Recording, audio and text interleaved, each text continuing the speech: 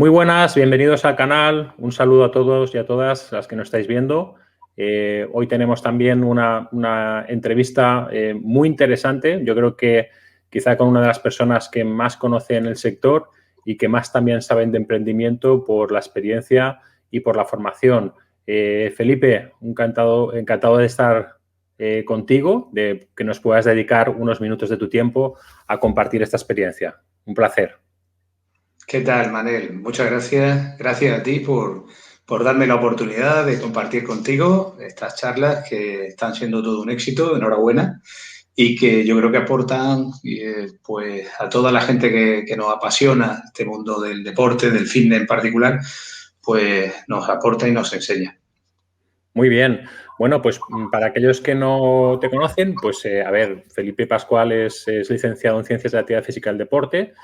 Tienes varios másters en Dirección y Gestión Deportiva, también un MBA. Bueno, yo creo que a nivel formativo, pues muy completo. Y luego a nivel profesional, pues lo más destacado, por supuesto, es que eres CEO de la consultoría Liderasport.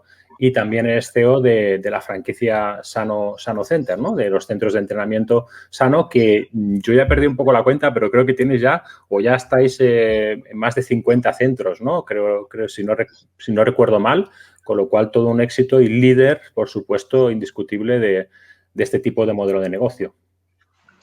Bueno, pues sí, la verdad que estamos ya en 54 centros funcionando ahora mismo en España. Tenemos uno en México también, pero bueno, lo importante es que son 54 experiencias de aprendizaje continuo. En este mundo del emprendimiento, pues no se deja de aprender, no se deja de asimilar y de pivotar, pues por las estrictas órdenes que nos mandan los clientes, el mercado, y máxime en una situación tan volátil, de tanta incertidumbre como la que vivimos en este momento, ¿no? Por tanto, pues nada, soy un alumno todavía a esta altura del mercado y de la vida. No, desde luego, hombre, yo creo que un bagaje de 54, además me acuerdo hace años que también tuve la oportunidad de participar con vosotros en algún proyecto aquí en Madrid, incluso un poco comentando el modelo. ¿Crees que es un buen momento para los centros de entrenamiento? O sea, luego entraremos en la pandemia, pero ¿tú crees que actualmente es un buen momento para los centros de entrenamiento, y ya no digo personal, sino más bien centros de entrenamiento, evidentemente, orientados a un grupo de personas más reducido, más controlado? ¿Cómo lo ves?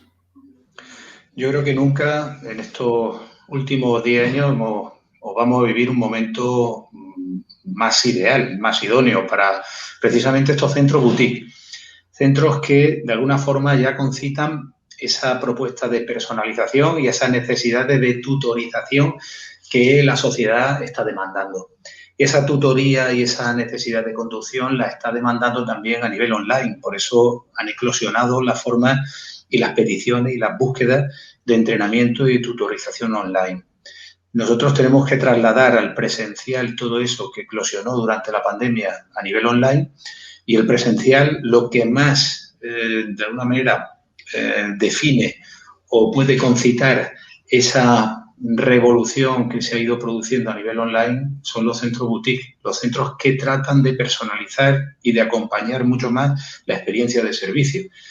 Y en ese sentido yo creo que el momento es el mejor que hemos podido tener en los últimos años. Cuando se inició Sano, y tú recuerdas bien que en el año 2015 nosotros partíamos de un déficit financiero muy importante en este país, las posibilidades de financiación eran muy escasas, el conocimiento de estas propuestas también era todavía muy verde, muy maduro, no había tampoco una madurez de consumo, y todo eso en 6 años se ha ido transformando a una velocidad importante en una mayor presencia y en una mayor demanda de estas propuestas personalizadas. Si a eso le acompañamos que ha ido creciendo también el número de personas que no eran practicantes habituales de un servicio fitness, precisamente en esta pandemia, por una concienciación mucho mayor de la necesidad de cuidarse y de las propuestas de salud, yo creo que han generado un cóctel pues realmente interesante para que ahora se den unas circunstancias mucho más favorables para que crezcan este tipo de propuestas de emprendimiento. Yo creo que una de las claves, ¿no?, que luego veremos, o uno de los elementos diferenciadores es quizá pues esa gestión del usuario, ¿no?, del cliente, ¿no?, que seguramente te puedes adaptar mucho más a lo que necesita, a lo que requiere, y más en unos momentos que estamos viendo que la salud se prioriza por encima de otras cuestiones, ¿no? De hecho, la siguiente pregunta sería un poco esta. ¿Cómo crees que ha afectado esta pandemia? Evidentemente, pues en la cuenta de resultados y seguramente en la propia gestión, pero ¿cómo crees que también ha afectado en parte de oportunidad o en parte positiva, ¿no? O sea, evidentemente hay una parte más negativa, más evidentemente que ha afectado de forma peor, pero quizá, no lo sé, te pregunto, igual también ha habido alguna situación o alguna derivada que también sea un poco positiva, ¿no? Que hayáis visto, claro. Sin duda, yo creo que lo que te he comentado, precisamente toda esa, todo ese crecimiento de los practicantes en los propios domicilios, todo lo que era esa práctica deportiva de manera informal o delante de una pantalla, lo que ha ido propiciando es una incorporación de muchos deportistas no habituales a una práctica regular, quizás movidos por la necesidad, como tú bien apuntabas, de priorizar los factores de salud, los factores de cuidado activo de la salud dentro de las rutinas diarias, de las rutinas semanales e incluso de las rutinas familiares. Y de eso nos tenemos que aprovechar, porque lo que está claro es que ahora mismo los centros de entrenamiento están sobreviviendo, dadas las circunstancias, con aquellos practicantes, aquellos clientes habituales que sí decidieron volver a lo largo de estos meses, pero también con la incorporación de nuevos clientes que han decidido dar un paso adelante, salir de casa o de la propuesta de entrenamiento outdoor de manera informal y ponerse en las manos de profesionales para guiar un proceso de entrenamiento que ya consideran prioritario dentro de lo que son sus rutinas diarias.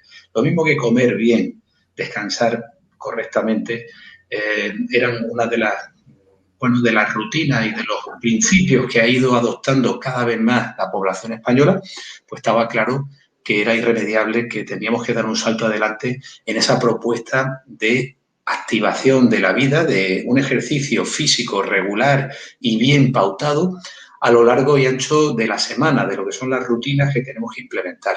Y eso lo ha hecho o lo viene haciendo de manera progresiva la población española.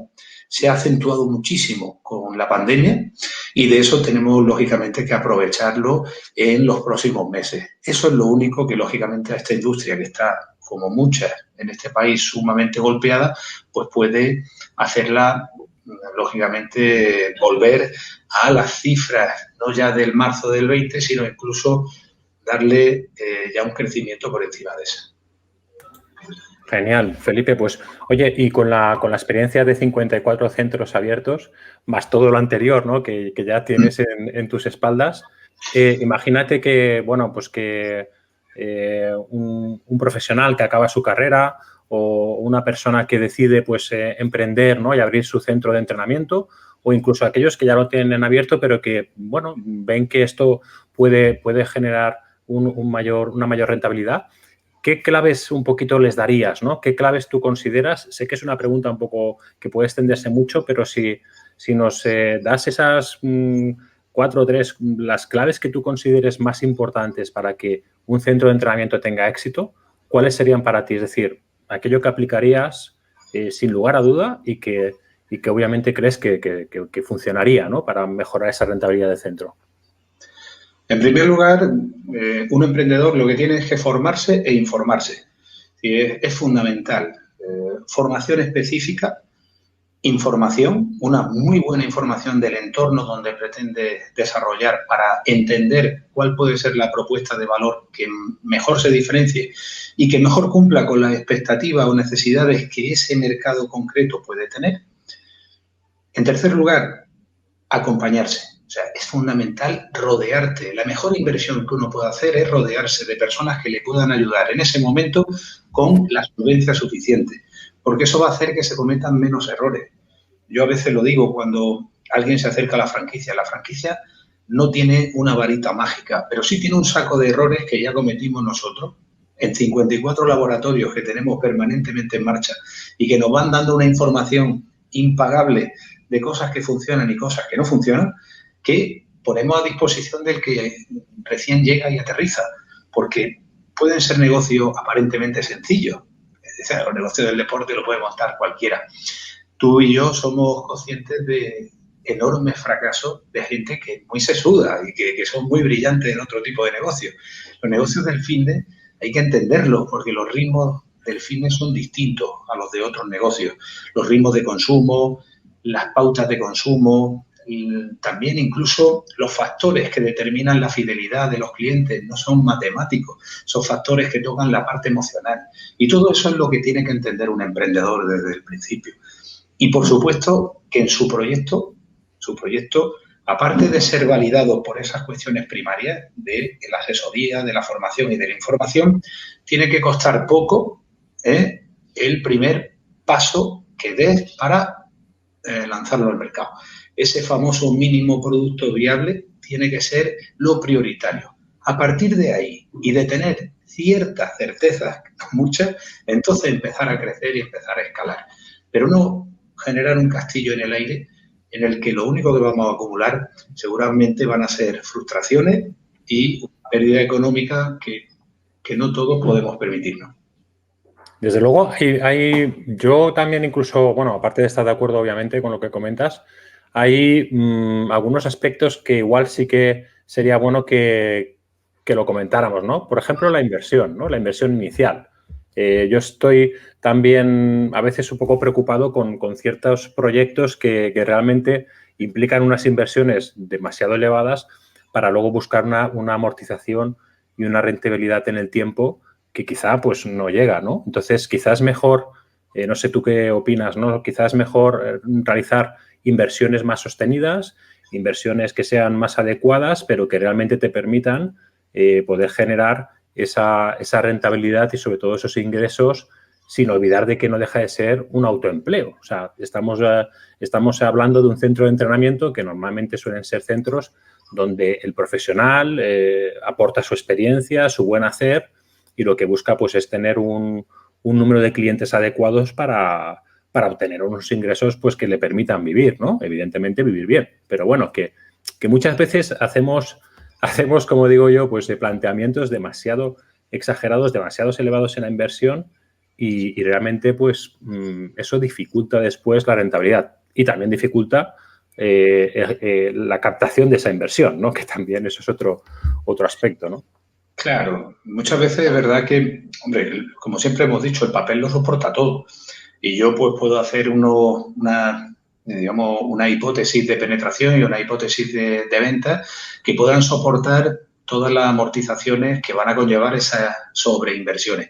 Pero yo soy amigo cada día más de hacer inversiones que tengan, como tú bien dices, capacidad de escalarse, capacidad de crecer, porque hay un juez que determina exactamente el éxito de cualquier negocio y se llama cliente y se llama mercado. Y es el que dictamina si tenemos capacidad y potencial de crecimiento o tenemos un techo, tenemos limitaciones que no nos van a permitir escalar y que nos van a hacer sumamente ineficientes. Si sobreinvertimos, vamos a tener un estrés de amortización muy grande. Vamos a vivir con esa tensión permanente. Y cuando uno vive en un negocio con una tensión desde el principio, suelen estropearse los principios básicos que nos enamoraron. Incluso la pasión desaparece, porque ya lo que tenemos es tensión, estrés, y eso lo notan los clientes. El cliente percibe que el negocio no llega allí a disfrutar de una buena experiencia. ¿Por qué? Porque todo ya está sonando a un estrés de financiamiento muy grande desde el principio. La experiencia es verdad que ya nos dice que tenemos que ser cautos en el momento de la inversión, aprender muchísimo del verdadero juez y parte que es el cliente. Si el cliente empieza a caminar y la expectativa de venta se puede escalar, hacerlo.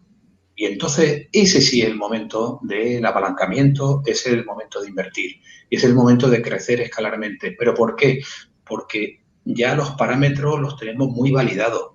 nos lo está diciendo un histórico de ventas, nos lo está diciendo una expectativa real de mercado y no una hipótesis teórica que se formula de manera más o menos sencilla al principio. Y muchas veces somos muy optimistas, porque lo primero que hacemos es enamorarnos de nuestra idea. Encima, pues, bueno, pues sabemos que somos muy buenos en lo que nos gusta y en lo que nos hemos formado. Y nos hacemos un castillo en el aire que en muchos de los casos, desgraciadamente, pues puede dar con nuestro sueño en los suelos. Y eso es lo que a mí me gustaría que no ocurriera, sobre todo a todos los compañeros, compañeras que inician su andadura en el mundo del fitness.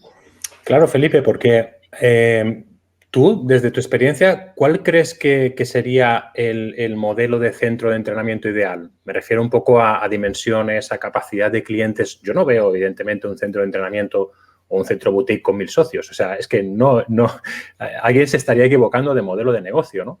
Y por supuesto, pues muchas cosas se derivan de esos planteamientos, como tú bien decías, que no son un poco coherentes. Entonces, para ilustrar un poco y para enmarcar un poco el modelo de negocio, ¿cuál crees tú que podría ser ese centro ideal, ¿no? Que además vosotros seguro que lo habéis comprobado por dimensiones, por número de clientes, incluso por número de entrenadores, ¿no? Que a veces también hay gente que empieza con 4 entrenadores y están todos ahí parados. En fin, no sé, que son cosas que pueden pasar, ¿no? ¿Qué opinas al respecto de eso?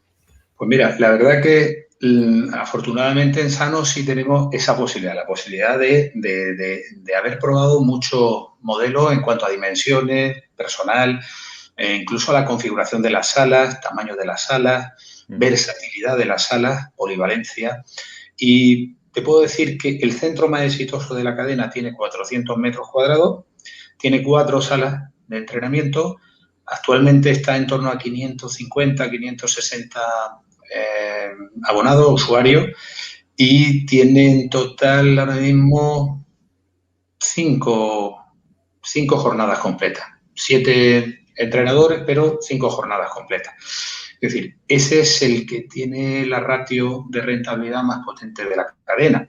Pero tenemos centros de 130 metros cuadrados con una media entre 170 y 190 clientes, con un ticket medio ligeramente superior al de 400 metros y también con unos niveles de rentabilidad muy interesantes. Quiero decir, lo importante es que el contexto dibuje exactamente las dimensiones que pueden ser ideales.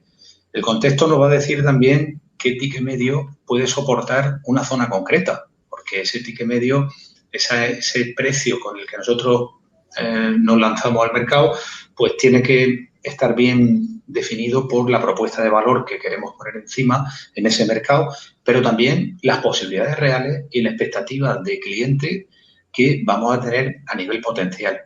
Y todo eso va a definir también un poco qué propuesta de valor lanzamos, si son microgrupos de 6 personas, de 8 personas o tenemos la intención de trabajar con un nivel de ratio mayor que nos puede hacer más productivos, pero nos puede alejar de la percepción de calidad que queremos de alguna manera pues mostrar a nuestros clientes potenciales. Eso es lo que va a ir definiendo un poco qué propuesta es la que mejor puede funcionar. Estamos también probando ahora una experiencia, por ejemplo, en Sano Torre del Mar, era un centro de 650 metros cuadrados, era un gimnasio de los que hay muchos en España, que era un gimnasio tradicional que estaba un poco en tierra de nadie. Ni era un gran gimnasio, ni era un low cost, ni era un medium, y estaba un poco ahí en tierra de nadie y se ha transformado por completo en Sano. Son muchos más metros cuadrados de los que solemos trabajar, pero con una propuesta de valor también que se sustenta en los parámetros que nos tienen que diferenciar. Trato personalizado, microgrupos, potenciar mucho ese espíritu de grupo y ese espíritu tribal que queremos también imprimir en nuestra propuesta de valor. Y bueno, pues la verdad que los resultados, como nos permite medir, nos permite ajustar, están siendo realmente interesantes. O sea que es verdad que también el boutique y también estos microcentros con los que partíamos en el año 2015 están teniendo una evolución hacia arriba. Y posiblemente en poco tiempo, a lo largo de este año, quizás el que viene, veamos que los boutiques pueden andar ya no tanto en los parámetros de 150, 250 metros, sino que pueden estar ya por encima o en el entorno entre los 400, 600 metros cuadrados. Claro, ahí sí que nos comentas que, y además es muy, muy interesante, nos comentas que la horquilla un poquito ya se amplía, ¿no? Sí. Pero siempre de manera sostenida, y la clave quizá ahí va a ser la capacidad de los grupos, ¿no? De entrenamiento, ¿no? Yo creo que un poco lo que marca la diferencia en poder tener un centro de entrenamiento un poquito más amplio, con más capacidad, va a ser la gestión de los grupos. Si eres capaz de... Totalmente. Claro, si eres capaz de tener, pues eso, 2 o 3 espacios y que a la vez se puedan gestionar microgrupos para no perder el foco, pues sí que, claro, evidentemente puedes tener un mayor volumen, efectivamente. Bueno, y un factor clave. Tú date cuenta que cuando nosotros comenzamos, el factor diferencial que nosotros poníamos en el mercado era no solamente el hecho de tener una ratio muy optimizada, sino también la agenda fija. O sea, nosotros construíamos tu agenda. Para tú comprometer a un cliente, para que tenga la suficiente fidelidad y para que el número de sesiones semana fuera realmente un número de sesiones suficientemente en número para fidelizar y para cumplir su objetivo, nosotros teníamos una agenda fija. Con la pandemia hemos tenido que ir flexibilizando todo este concepto para tener agendas que son mixtas, que tienen una parte open, una parte de agenda residual libre y una parte de agenda fija. La agenda fija, desde luego, no conozco nada que fidelice más y que sea más garantista de calidad para el cliente, porque al final es un grupo en el que el entrenador sabe perfectamente tu progresión, tu planificación y va caminando con esa necesidad paulatina de pautación que tú necesites.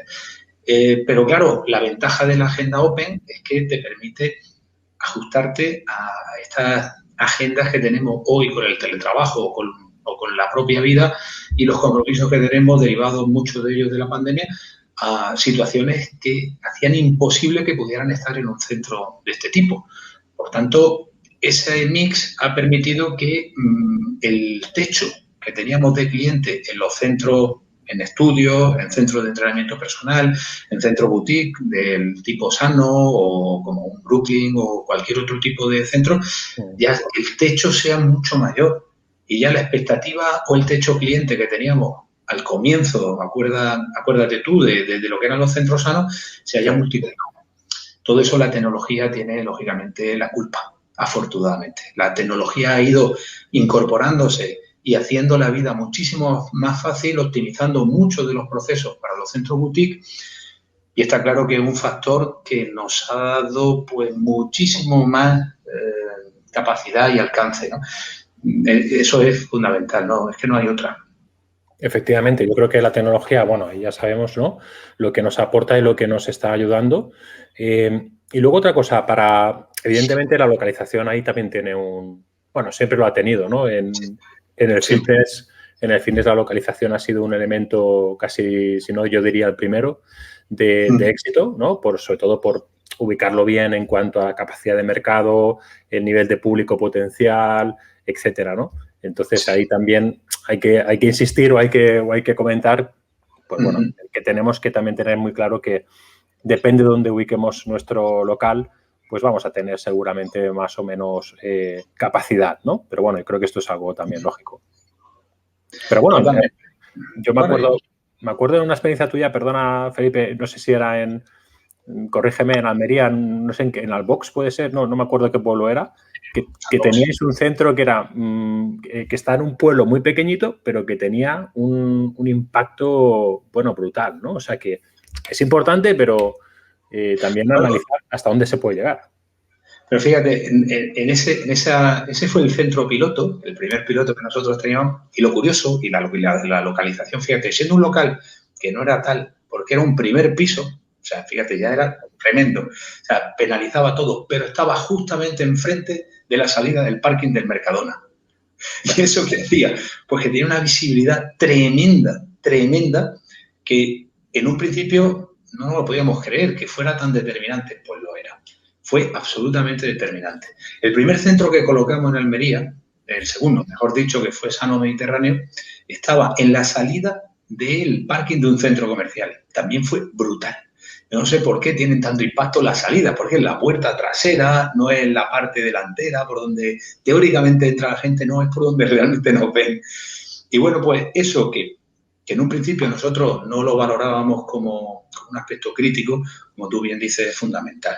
Y sobre todo en el boutique, a diferencia de los grandes centros, que muchas veces la localización es determinante para impactar visualmente, el boutique tiene que tener algo importante, es la accesibilidad y tener la posibilidad de aparcar de una manera sencilla. Si tenemos eso, aunque no estemos en primera línea de playa, como dicen, o sea, en una situación premium, es muy interesante porque a nosotros sí vienen buscando una propuesta de valor diferente. No hay compra espontánea en un boutique. O sea, aquí vienen, porque recomendaciones, normalmente son recomendaciones. Pero claro, la gente no puede estar dando vueltas durante 20, 30 minutos para poder aparcar.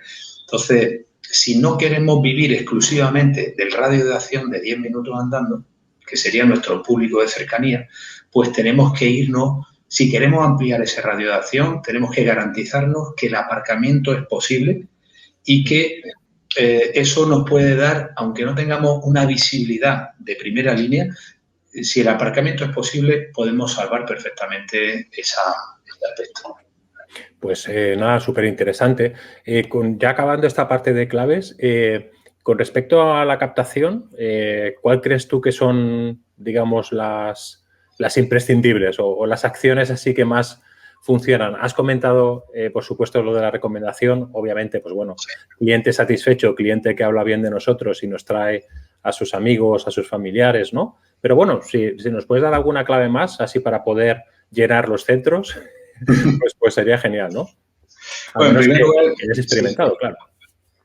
Ya te digo, nosotros trabajamos paralelamente dos cuestiones fundamentales. O sea, creo que evitar las bajas es la primera, la clave. O sea, nosotros todo lo que ya está dentro, aparte de ser un tesoro, son promotores potenciales y tenemos que trabajarlos. Para nosotros los referidos, las referencias, trabajar con ese juego de referencias de calidad y referencias de calidad de clientes satisfechos es la primera de las estrategias que tenemos.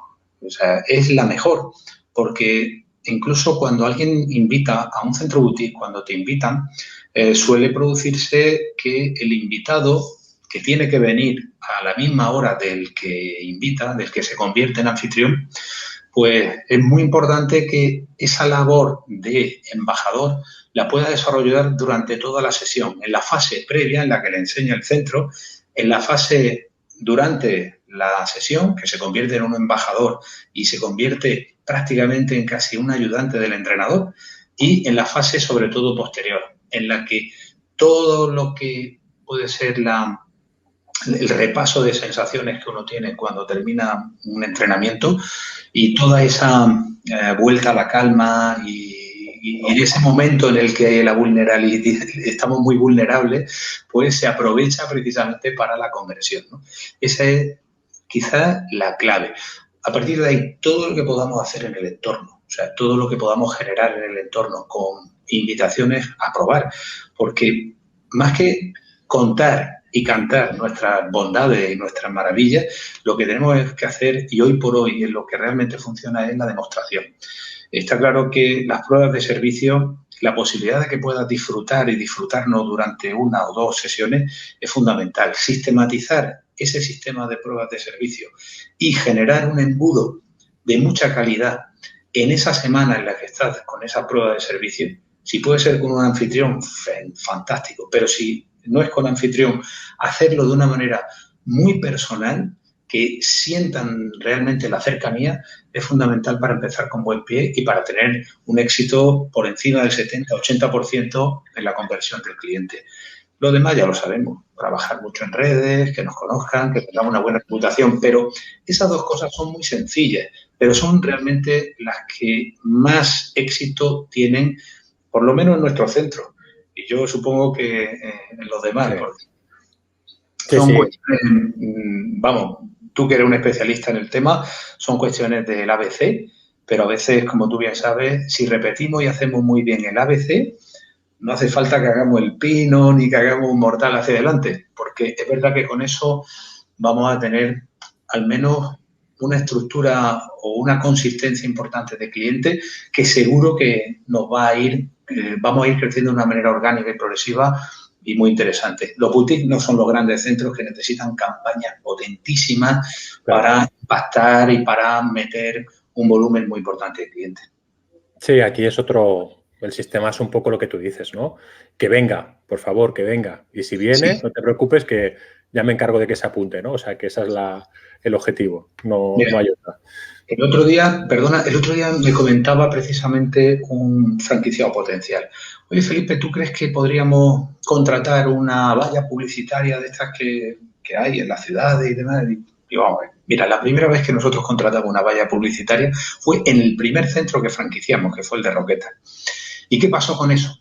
Pues que generamos mucha frustración, porque todo el mundo que venía, movido por esa valla publicitaria, quería entrenar entre las 7 y las 9 de la noche.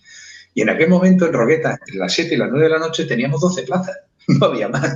Era imposible. Entonces, lo que conseguimos fue generar mucha frustración. Si en lugar de, digamos, anunciar un boutique, hubiéramos anunciado un multiservicio, un centro enorme, ¿qué pasa? Pues hubiéramos metido allí gente a tope. O sea, utilizamos una fórmula de un multiservicio para una propuesta que era boutique. Por tanto, yo creo que tenemos que ajustar bien a nuestro modelo. Y aquí hay muchas propuestas que hacen grandes gimnasios y además muy reconocidos. Nosotros ser conscientes de qué es lo que somos y cómo tenemos que atacar al cliente para generar siempre, desde el primer momento, mucha confianza. Bueno, pues oye, yo creo que muy interesante lo que nos estás contando y bueno, es verdad que luego hay que aplicarlo, hay que ponerlo en marcha, pero bueno, tomamos nota. No te quiero quitar mucho más tiempo, Felipe, me quedan un par de cositas, un par de preguntas. La primera sería, pues eso, ¿qué enfoque de futuro ves en este modelo de negocio, ¿no? Bueno, estamos esperamos que finalizando esta crisis sanitaria, luego nos vendrá la era post-COVID, ¿no? ¿Qué tendencia ves? ¿Qué enfoque de futuro veis también desde vuestra perspectiva que pueda tener este modelo de centro de entrenamiento? Yo creo que va a ser una propuesta en claro crecimiento y el futuro va a ser especializar estos centros boutique. Y especializar porque ya tenemos propuestas que tienen que diferenciarse. Tienen que diferenciarse bien por los objetivos y por los retos. Por eso hay centros ya boutique que se especializan en el CrossFit o en el cross-training, que ya van más focalizados a un rendimiento, en los athletic training. Hay otros que están dentro de la familia de las gimnasias suaves, que tienen propuestas mucho más complementarias, que de alguna manera pueden ir buscando otro target de público, pero fundamentalmente vamos a tener una eclosión de los boutiques que vayan focalizándose hacia un nicho que va a ser el más dinámico y creciente en no más de 5 años. Y van a ser todos los públicos que vamos a tener en la horquilla en más 50. Es decir, las horquillas más 50, más 60 van a ser el cliente mayoritario que vamos a tener en este país. Tenemos un país de viejos, que es así, pero que quieren ser muy jóvenes o queremos ser muy jóvenes. Nos queremos seguir sintiendo jóvenes cada día más.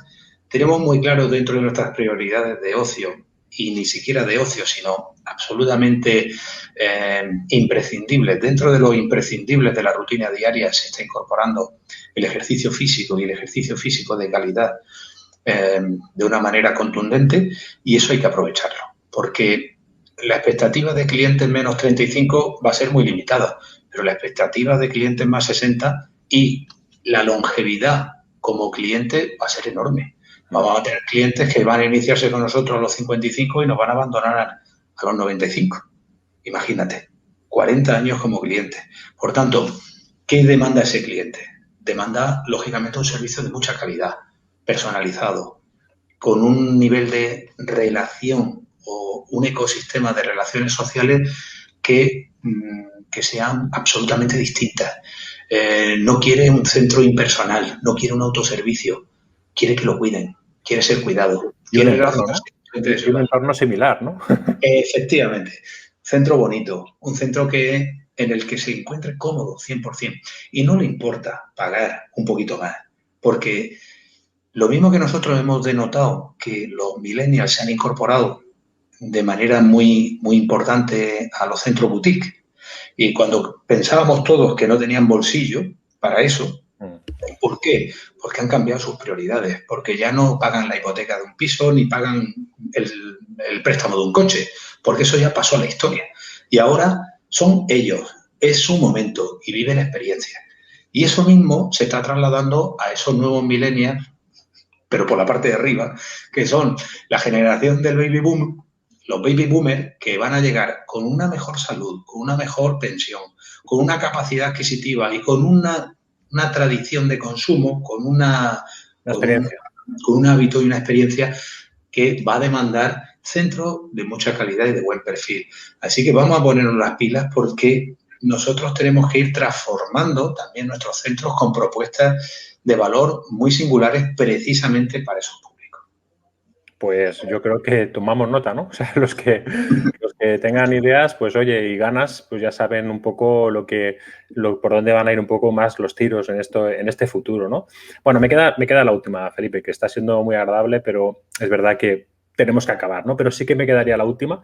¿Qué consejo darías tú como más relevante o más importante para aquellos que deciden emprender en este sector, ¿no? Aparte de llamar a Sano, ¿no? Y preguntar por la franquicia, por supuesto que eso sería la mejor opción, pero porque mira, aprovecho también, por un lado, pues eso, ¿no? ¿Qué es lo que tú les dirías a aquellos que quieren emprender? Y por otro lado, me preguntan mucho, oye, ¿qué hago? ¿Monto franquicia o me lo monto por mi cuenta? También un poquito, si puedes decirnos qué aporta una franquicia, también sería interesante, ¿no? En ese sentido. Y con eso lo dejamos. Hasta la próxima. Muy bien. Bueno, ha sido un placer, la verdad, estar charlando contigo. Y bueno, yo te digo que el emprender es un ejercicio evidentemente apasionante. Uno parte de una pasión y hacer de una pasión una profesión siempre es una decisión en la vida en la que la adrenalina corre por las venas a una velocidad de vértigo. Pero es verdad que tenemos que sentarnos y ser conscientes de que esa pasión tiene que acompañarse de conocimiento, de información y de formación. Y, bueno, en ese camino hay que entender perfectamente el sector donde queremos emprender. Hay que informarse, formarse y asesorarse por personas que pueden darle una visión en la que pongan en cuestión y en la que maticen e incluso lleguen a pivotar mucho esa idea inicial, esa ilusión inicial, pero seguramente eso va a limitar mucho los riesgos de equivocaciones, que las equivocaciones están, lógicamente, al alcance absolutamente de todos. Y yo continuamente tengo errores y lo que sí tengo muy claro es que intento levantarme de todo. Intento levantarme y Sano es también un buen ejemplo de eso, ¿no? De que nos hemos equivocado muchas veces, pero hemos tratado de ir superando esas equivocaciones e ir consiguiendo matizar mucho mejor los protocolos y la ayuda que prestamos a todos nuestros franquiciados. Una franquicia no mutila la ilusión inicial, ni muchísimo menos. Lo que sí ayuda precisamente es a conducir ese proceso de emprendimiento de una manera más segura.